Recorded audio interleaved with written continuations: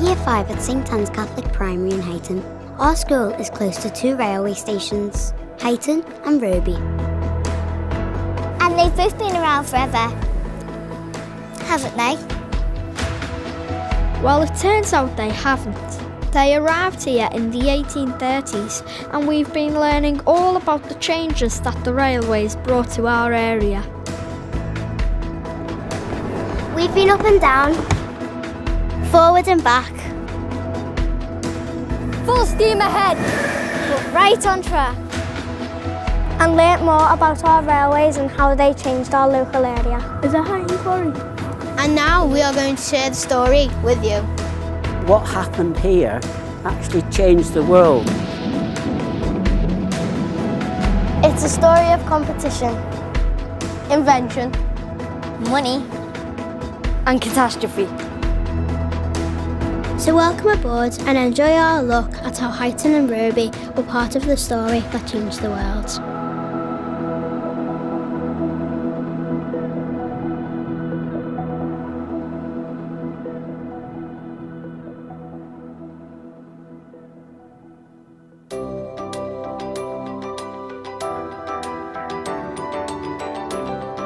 Our school is in Huyton and most of us live close by. It's an area within Knowsley and it's about 5 miles from Liverpool. Traditionally, Huyton was a small village and Roby was nothing more than a few houses. Before the railways opened in 1830, Huyton with Roby had been a mainly agricultural area, and the main crops that were grown were wheat, corn, root vegetables like carrots and potatoes, and they'd be taken to market to be sold. Unfortunately, the road system wasn't very good. Most of the tracks leading to the farms and the village, they'd be muddy, sloshy messes, and in the summer they'd be hard and rutted and very difficult to pass by. We went off to the Knowsley Archives at the Kirby Centre to find out what Huyton and Roby were like back then. Jess, look at this.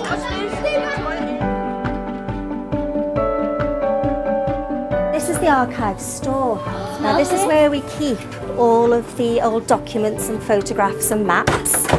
The oldest document we've got goes back to about the year 1300. So we've got things from right through the ages that tell us all about the history of Knowsley.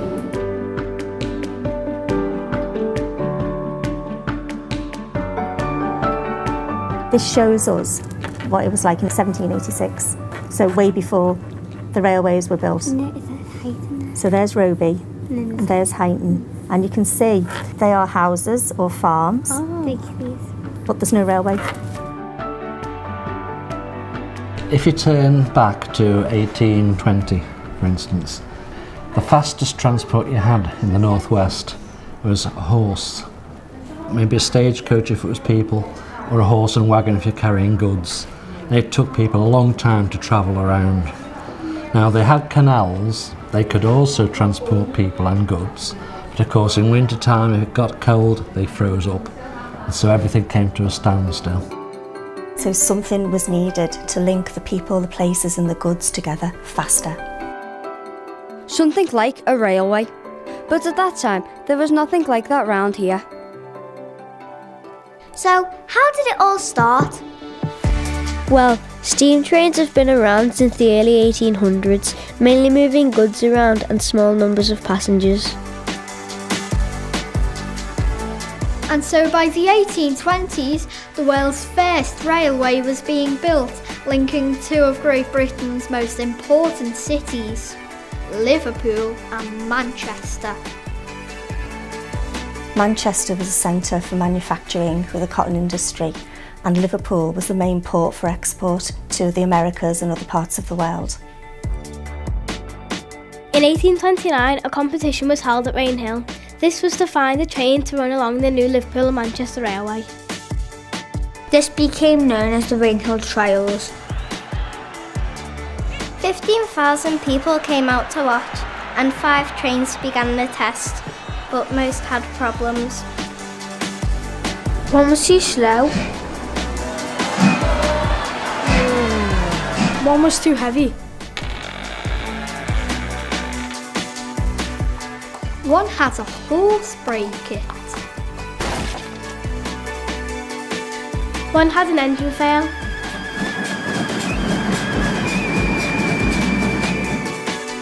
And so, the only one left was Rocket, and was declared the winner. Designed by George and Robert Stevenson, Rocket really did change the world. It was reliable, had an unbelievable top speed of 30 miles per hour, and became the template for steam engines for the next 150 years. The winner of the Rainhill trials on the day, basically the only one that didn't break down. So this is a big tank engine, and basically the train behind me here, Pender, is another big tank engine.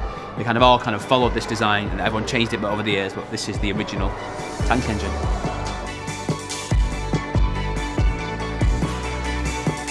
However, Rocket wasn't without its disasters.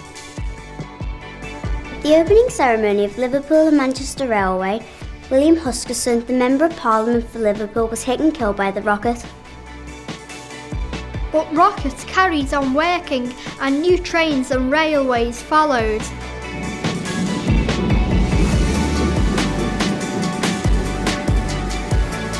But here in the 21st century, we used the line to travel up to Rainhill and met up with Barry and Chris, who told us more about the original trains and train line. This is so fun!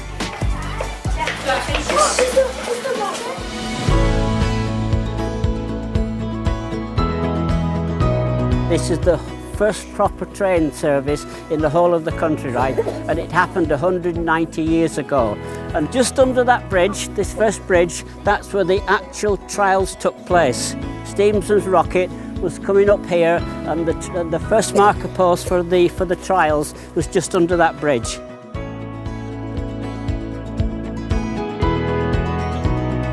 What remains of the original site today? The original site at Rainhill Trials, where the rocket trials took place in 1829, is almost unaltered. The track still exists, the skew bridge across the railway still exists, the station has moved slightly, but again, there's still a station exists. So you can stand on the station and look a mile and a half that way and about a quarter of a mile that way and think, yes, this is the actual site of the rocket trials.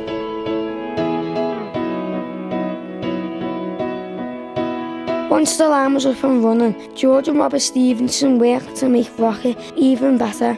The new model was named Planet. We saw a working model of Planet at the Manchester Science Museum. Where we are today is the Museum of Science and Industry, but a long time ago we were a train station. So opened in 1830, and basically cotton would arrive in Liverpool, we brought it to Manchester, off to the mills of Manchester, where it's turned into fabric and thread, and then back on the train, back to Liverpool, back on the ships and off around the world. As long as it was still running, they kept it running. Set standard for all steam engines ever after. Everywhere.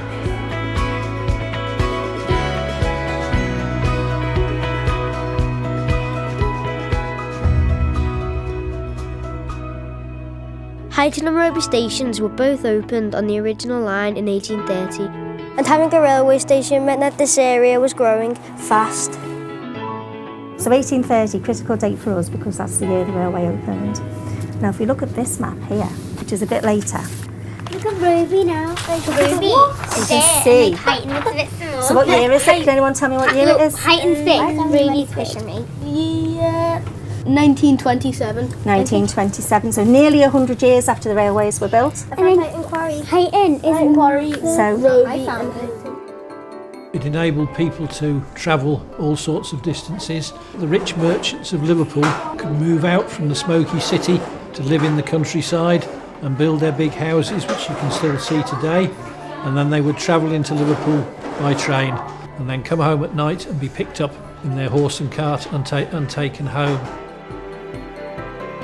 But also it meant that industries could develop. So you saw a lot of new industries cropping up in the area. So the mining industry developed. St Bartholomew's Church was built to accommodate the extra people who'd moved into the area. Moving further up towards Huyton Quarry, you saw a lot of workers' houses built, terraced houses, which were a complete contrast to the luxurious villas. So you had people moving from all over the country, from Wales, from the Wigan area, from other parts of Lancashire, to work in the industries that were growing up around Huyton and Roby. was an absolute revolution insofar as you could have hundreds of tons of goods transported to Manchester in less than a single day. On the old Turnpike Road, it took 2 hours to get from Roby to Liverpool. Now with the railway, it only took 20 minutes. So that was then, but what about now? We wanted to learn why people use this railway today. So we got out our recorders and asked people a few questions. What is the reason for your journey today? I'm going to meet up with family to have lunch in town centre. Where was the furthest place you've ever been and why were you going there? I went all the way to Devon to see family down there. I think it's very important because without it we couldn't commute, could we? So that's interesting, isn't it? It was one of the first lines. I think it was first in the world, wasn't it? For steam locomotives. Yeah, that's good. You've told me something now, haven't you? Very good.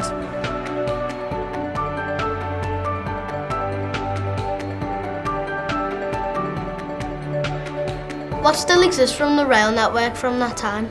Pretty much everything that existed on the day that the railway opened exists at this moment in time. Some of the stations might have closed down along the route, some of the lesser used ones, but the majority of the stations are still in use today. It provides fast, reliable transport for everyone to travel anywhere at all in the country. Could I add to that, safe as well? Yeah. Because you think of transport, that they're one of the safest forms of land transport that there is. And you think every day millions and millions of people worldwide are being safely carried at very, very high speeds. Millions of people use railways all over the world every day. And 200 years after their arrival, they are still a big part of the way we get around. They brought opportunity and development to areas, moved goods and people around faster, and shrunk the world by saving us all time. They really did change history. We've seen that Huyton and Roby were part of that history. A new idea in the 1830s changed our local area and then the world forever.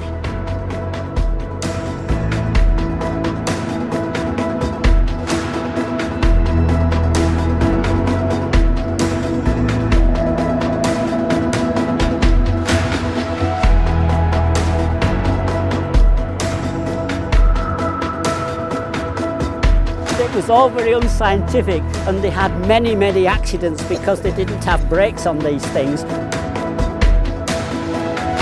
I film a little bit of you doing this? It looks good.